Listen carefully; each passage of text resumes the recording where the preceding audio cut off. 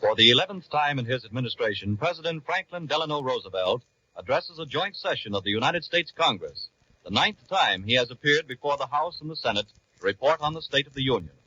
But today, America is at war.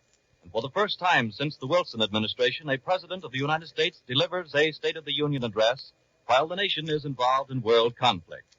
The President is expected to paint a grim picture in his speech today, a message of great sacrifices in the future. He may reveal some of the plans for the campaign ahead, and he certainly will lay the groundwork for his budget message tomorrow when he will ask Congress for billions of dollars to prosecute the war. But above all, the President's words will mean action, just as his appearance before the second session of the 77th Congress climaxes a week of action. 26 nations have signed an anti-Axis pact here in Washington. An allied high command has been formed for the vital Southwest Pacific area, and our nation's capital has become the capital of the world, the center of the fight against the aggressor. Here in our nation's capital, at the National Capitol Building, where we're broadcasting at the present time from the House of Representatives room, an extraordinary guard has been thrown around the Capitol Building. Large numbers of Secret Service men are patrolling, and uniformed officers are watching, too, the entire area of Capitol Hill.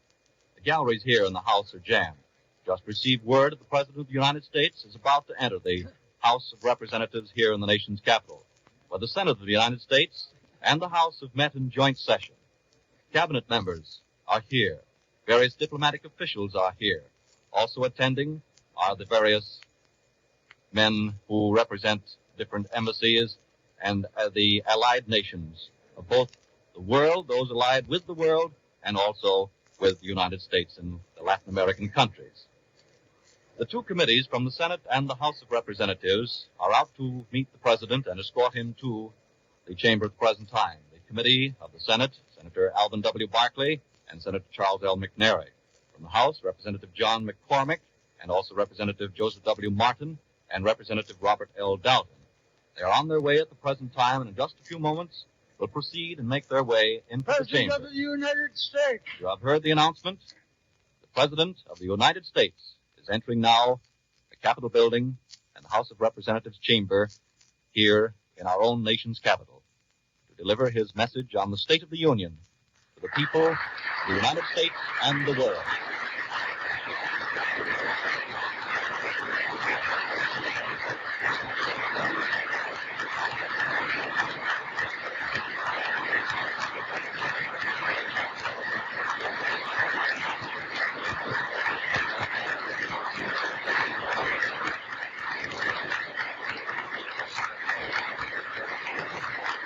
Major General Edwin M. Watson, President's military aide, escorts the President, and also Rear Admiral John Beardall, President's naval aide.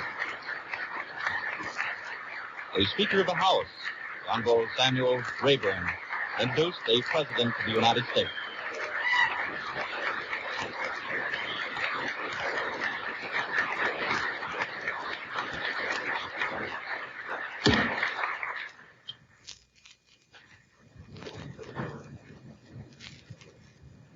Members of the Congress, it's my high privilege to present to you the President of the United States.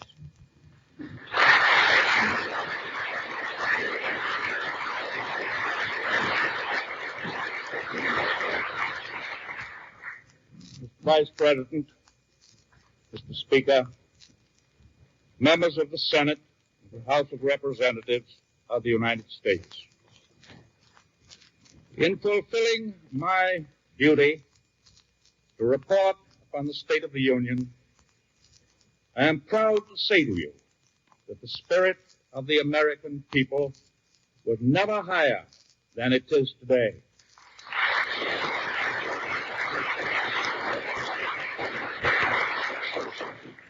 The Union was never more closely knit together, and this country was never more deeply determined to face the solemn tasks before it. The response of the American people has been instantaneous, and it will be sustained until our security is assured.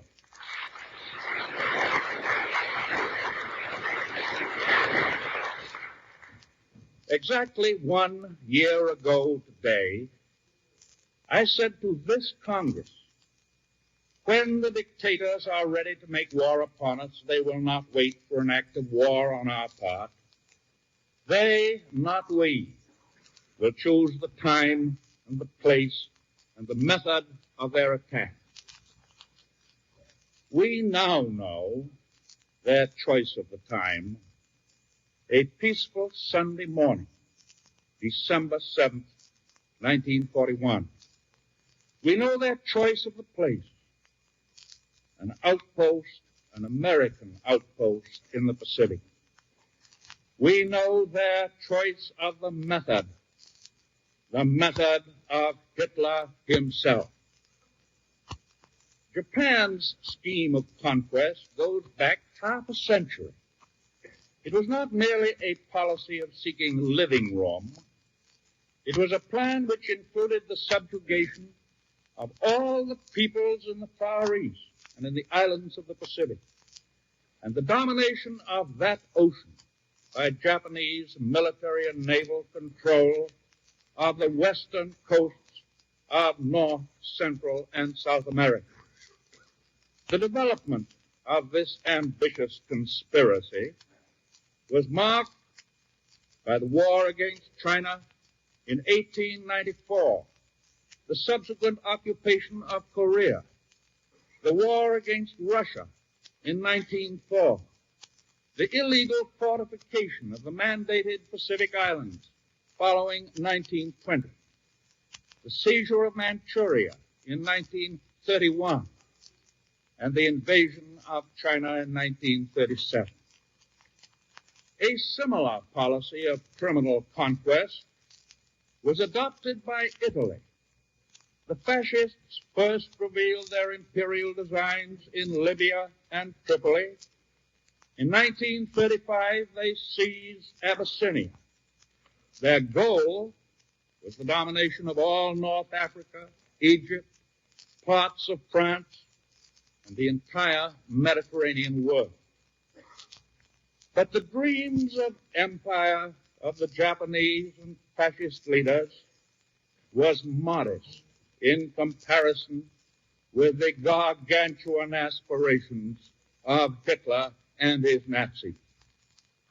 Even before they came to power in 1933, their plans for that conquest had been drawn. They provided for ultimate domination, not of any one section of the world, but of the whole earth and all the oceans on it. When Hitler organized his Berlin-Rome-Tokyo alliance, all these plans of conquest became a single plan. Under this, in addition to her own schemes of conquest, Japan's role was obviously to cut off our supply of weapons of war to Britain and Russia and China, weapons which increasingly were speeding the day of Hitler's doom. The act of Japan at Pearl Harbor was intended to stun us, to terrify us, to such an extent that we would divert our industrial and military strength to the Pacific area or even to our own continental defense. The plan has failed in its purpose.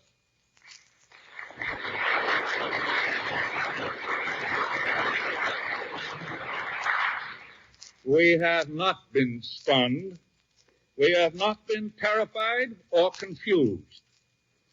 This very reassembling of the 77th Congress today is proof of that. For the mood of quiet, grim resolution which here prevails bodes ill for those who conspired and collaborated to murder world peace. And that mood is stronger than any mere desire for revenge. It expresses the will of the American people to make very certain that the world will never so suffer again.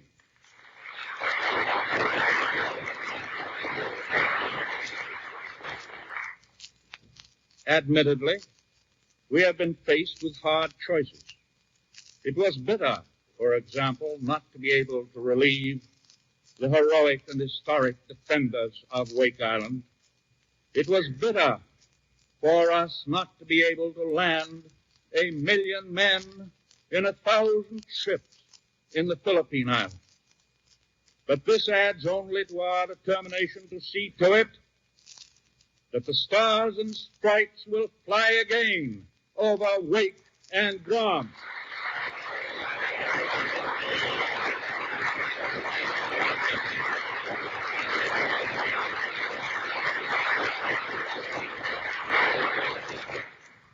Yes, see to it that the brave people of the Philippines will be rid of Japanese imperialism and will live in freedom and security and independence.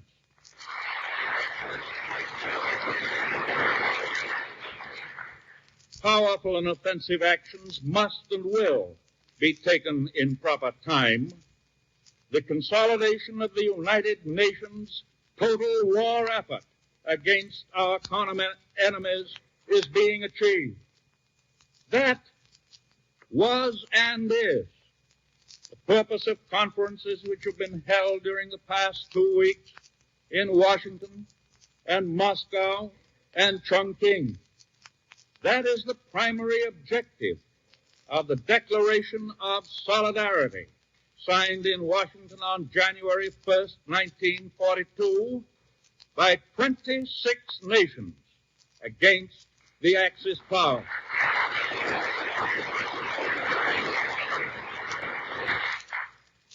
Difficult choices may have to be made in the months to come. We do not shrink from such decisions. We and those united with us will make those decisions with courage and determination. Plans have been laid here and in the other capitals for coordinated and cooperative action by all the United Nations, military action and economic action. Already we have established, as you know, unified command of land, sea, and air forces in the Southwestern Pacific Theater of War. There will be a continuation of conferences and consultations among military staffs so that the plans and operations of each will fit into the general strategy designed to crush the enemy. We shall not fight isolated wars, each nation going its own way. These 26 nations are united not in spirit and determination alone, but in the broad conduct of the war in all its phases. For the first time since the Japanese and the fascists and the Nazis started along their blood-stained course of conquest, they now face the fact that superior forces are assembling against them. Gone forever are the days when the aggressors could attack and destroy their victims one by one. Destroy them without unity of resistance. We of the United Nations will so dispose our forces that we can strike at the common enemy wherever the greatest damage can be done him.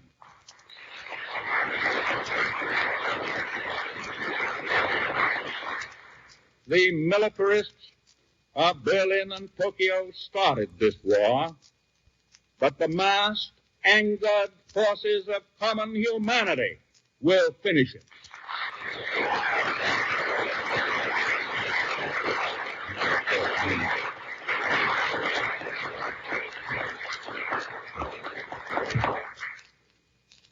Destruction of the material and spiritual centers of civilization. This has been and still is the purpose of Hitler and his Italian and Japanese chessmen. They would wreck the power of the British Commonwealth and of Russia and of China and of the Netherlands, and then combine all their forces to achieve their ultimate goal, the conquest of the United States. They know that victory for us means victory for freedom. They know that victory for us means victory for the institution of democracy, the ideal of the family, the simple principles of common decency and humanity. They know that victory for us means victory for religion, and they could not tolerate that. The world is too small to provide adequate living room for both Hitler and God.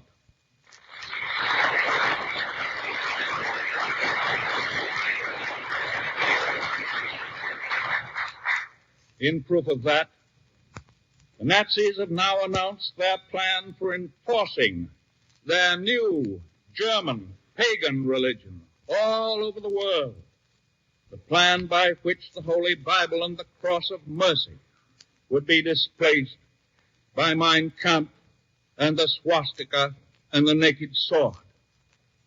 Our own objectives are clear. The objective of smashing the militarism imposed by warlords upon their enslaved peoples. The objective of liberating the subjugated nations. The objective of establishing and securing freedom of speech, freedom of religion, freedom from want, and freedom from fear everywhere in the world. We shall not stop short of these objectives, nor shall we be satisfied merely to gain them and then call it a day. I know that I speak for the American people, and I have good reason to believe that I speak also for all the other peoples who fight with us when I say that this time we are determined not only to win the war, but also to maintain the security of the peace that will follow.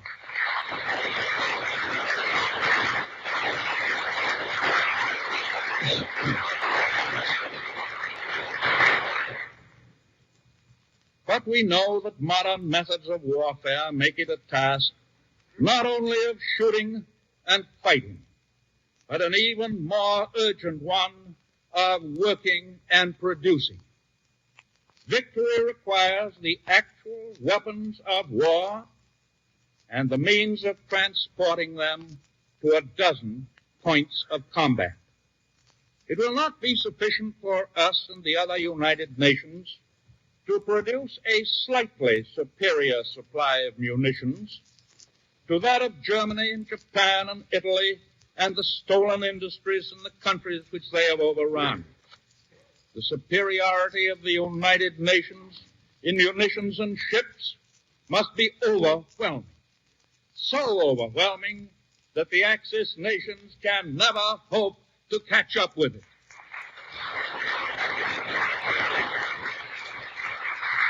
So in order to attain this overwhelming superiority, the United States must build planes and tanks and guns and ships to the utmost limit of our national capacity.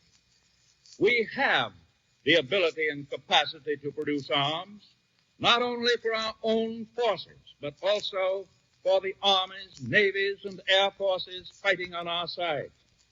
And our overwhelming superiority of armament must be adequate to put weapons of war at the proper time into the hands of those men in the conquered nations who stand ready to seize the first opportunity to revolt against their German and Japanese oppressors and against the traitors in their own ranks, known by the already infamous name of Quisling.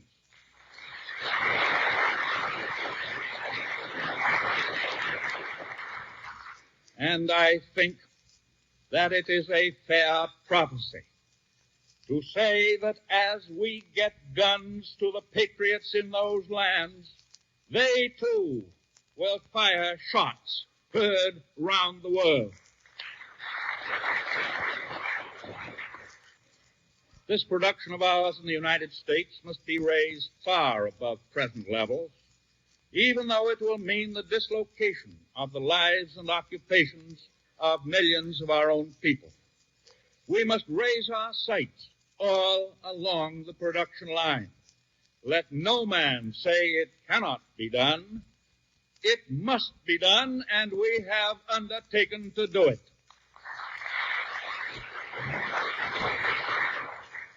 I have just sent a letter of directive to the appropriate departments and agencies of our government, ordering that immediate steps be taken.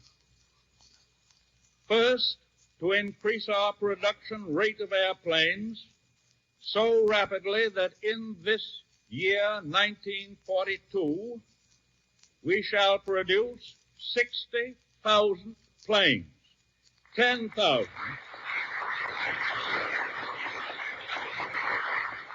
10,000, by the way, more than the goal that we set a year and a half ago. This includes 45,000 combat planes, bombers, dive bombers, pursuit planes. The rate of increase will be maintained, continued, so that next year, 1943, we shall produce 125,000 airplanes, including 100,000 combat planes.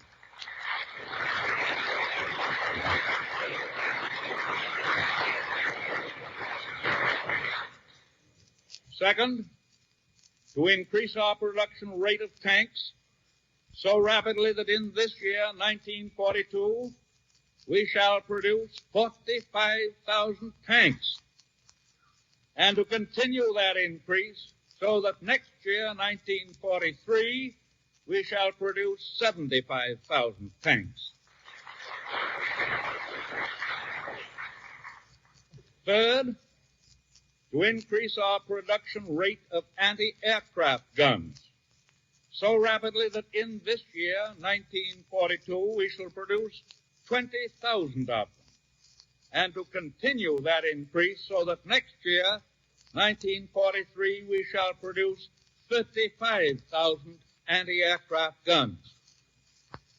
And fourth, to increase our production rate of merchant ships so rapidly that in this year, 1942, we shall build 8 million deadweight tons as compared with a 1941 completed production of 1,100,000.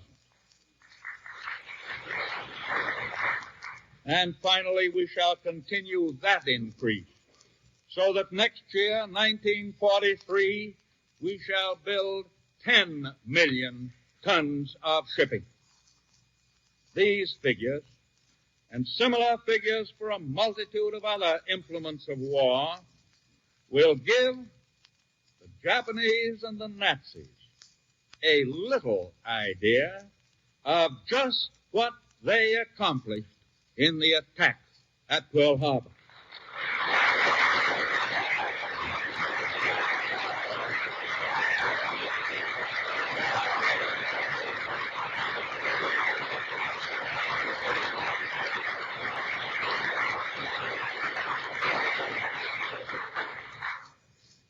And I rather hope that all these figures which I have given will become common knowledge in Germany and Japan. Our task is hard. Our task is unprecedented, and the time is short. We must strain every existing armament-producing facility to the utmost. We must convert every available plant and tool to war production. That goes all the way from the greatest plants to the smallest, from the huge automobile industry to the village machine shop. Production for war is based on men and women, the human hands and brains which collectively we call labor. Our workers stand ready to work long hours, to turn out more in a day's work, to keep the wheels turning and the fires burning 24 hours a day and 7 days a week.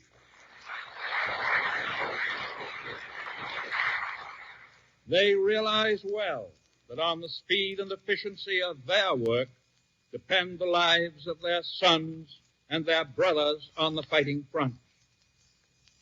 Production for war is based on metals and raw materials: steel, copper, rubber, aluminum, zinc, tin. Greater and greater quantities of them will have to be diverted to war purposes. Civilian use of them will have to be cut further and still further, and in many cases completely eliminated. War costs money. So far, we've hardly even begun to pay for it. We've devoted only 15% of our national income to national defense. As will appear in my budget message tomorrow, our war program for the coming fiscal year will cost $56 billion. Or, in other words, more than half of the estimated annual national income. That means taxes and bonds and taxes. It means cutting luxuries and other non-essentials. In a word, it means an all-out war by individual effort and family effort in a united country. Only this all-out scale of production will hasten the ultimate all-out victory. Speed will come. Lost ground can always be regained. Lost time, never. Speed will save lives. Speed will save this nation which is in peril. Speed will save our freedom and our civilization. And slowness, well, it has never been an American characteristic. As the United States goes into its full stride, we must always be on guard against misconceptions, which will arise, some of them naturally, or which will be planted among us by our enemies. We must guard against complacency. We must not underrate the enemy. He is powerful and cunning and cruel and ruthless. He will stop at nothing that gives him a chance to kill and to destroy. He has trained his people to believe that their highest perfection is achieved by waging war. For many years he has prepared for this very conflict, planning and plotting and training, and arming and fighting. We have already tasted defeat. We may suffer further setbacks. We must face the fact of a hard war, a long war, a bloody war, a costly war. We must, on the other hand, guard against defeatism. That has been one of the chief weapons of Hitler's propaganda machine, used time and again with deadly results. It will not be used successfully on the American people.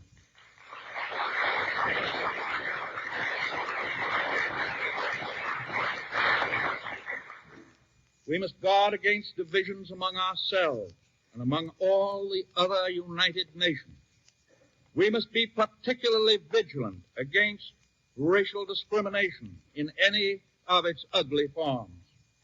Hitler will try again to breed mistrust and suspicion between one individual and another, one group and another, one race and another, one government and another. He will try to use the same technique of falsehood and rumor-mongering with which he divided France from Britain. He is trying to do this even now, but he will find a unity of will and purpose against him, which will persevere until the destruction of all his black designs upon the freedom and people of the world are ended. We cannot wage this war in a defensive spirit. As our power and our resources are fully mobilized, we shall carry the attack against the enemy. We shall hit him and hit him again, wherever and whenever we can reach him.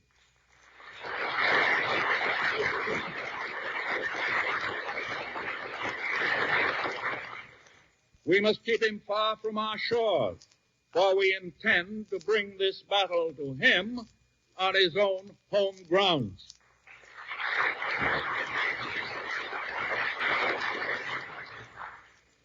American armed forces must be used at any place in all the world where it seems advisable to engage the forces of the enemy. In some cases, these operations will be defensive in order to protect key positions. In other cases, these operations will be offensive in order to strike at the common enemy with a view to his complete encirclement and eventual total defeat. American armed forces will operate at many points in the Far East. American armed forces will be on all the oceans, helping to guard the essential communications which are vital to the United Nations. American land and air and sea forces will take stations in the British Isles, which constitute an essential fortress in this great world struggle.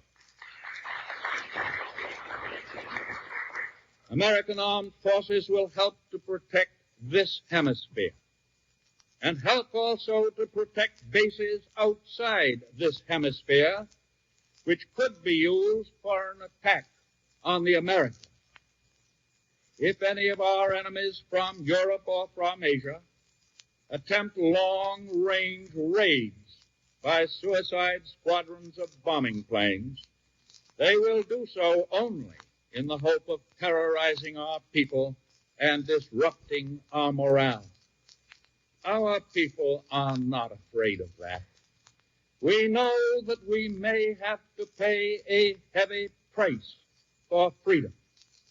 We will pay this price with a will, whatever the price. It is 1,000 times worth it.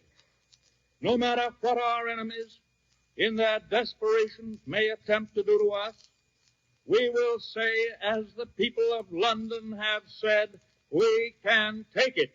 And what's more, we can give it back, and we will give it back with compound interest.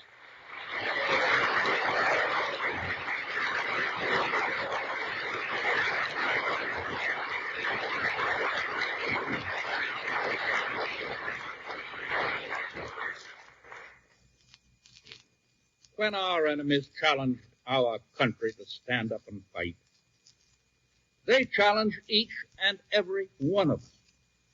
And each and every one of us has accepted the challenge for himself and for his nation. There were only some 400 United States Marines who, in the heroic and historic defense of Wake Island, inflicted such great losses on the enemy. Some of those men were killed in action, and others are now prisoners of war. When the survivors of that great fight are liberated and restored to their homes, they will learn that 130 million of their fellow citizens have been inspired to render their own full share of service and sacrifice.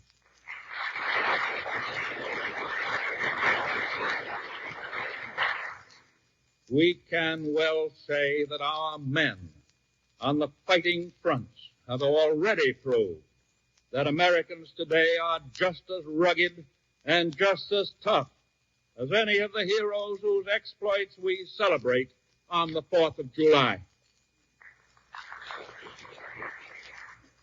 Many people ask, when will this war end? There's only one answer to that. It will end just as soon as we make it end.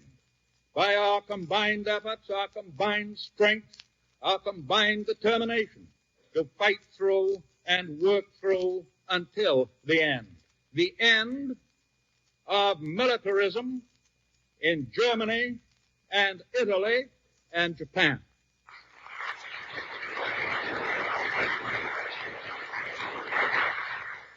Most certainly, we shall not settle for less. That is the spirit in which discussions have been conducted during the visit of the British Prime Minister to Washington. Mr. Churchill and I understand each other, our motives and our purposes. Together, during the past 2 weeks, we have faced squarely the major military and economic problems of this greatest world war. All in our nation have been cheered by Mr. Churchill's visit. We have been deeply stirred by his great message to us. He is welcome in our midst now and in days to come, and we unite in wishing him a safe return to his home.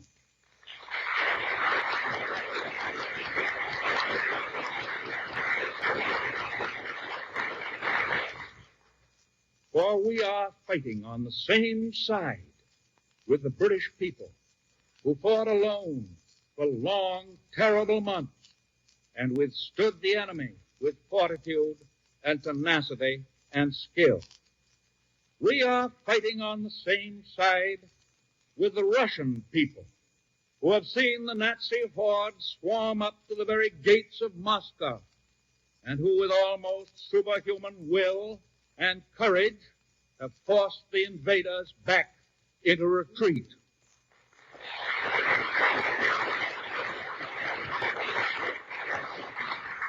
We are fighting on the same side as the brave people of China.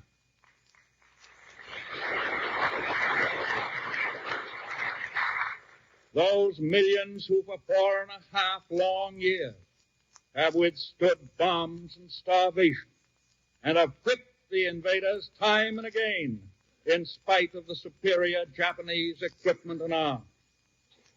Yes, we are fighting on the same side as the indomitable Dutch.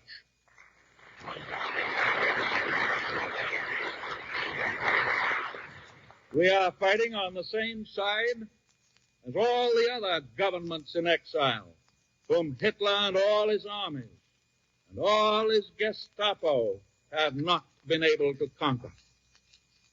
But we of the United Nations are not making all this sacrifice of human effort and human lives to return to the kind of world we had after the last World War. We are fighting today for security, for progress, and for peace, not only for ourselves, but for all men. Not only for one generation, but for all generations. We are fighting to cleanse the world of ancient evils, ancient ills. Our enemies are guided by brutal cynicism, by unholy contempt for the human race. We are inspired by a faith that goes back through all the years to the first chapter of the book of Genesis. God created man in his own image. We on our side are striving to be true to that divine heritage. We are fighting, as our fathers have fought, to uphold the doctrine that all men are equal in the sight of God. Those on the other side are striving to destroy this deep belief and to create a world in their own image, a world of tyranny and cruelty and serfdom. That is the conflict that day and night now pervades our lives. No compromise can end that conflict. There never has been, there never can be successful compromise between good and evil. Only total victory can reward the champions of tolerance and decency and freedom and faith.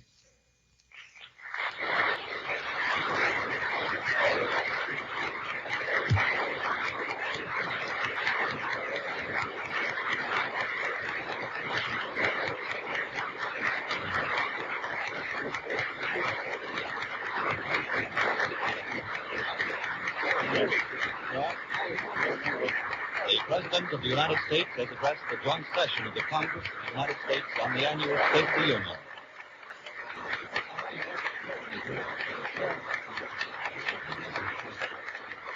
Now the President turns to shake hands with the Vice President, Henry A. Wallace, and the Speaker of the House, Sam Rayburn, and is escorted by the various committees and the naval aides of the President and military aid of the President, and leaves this chamber of the House of Representatives in our nation's capital.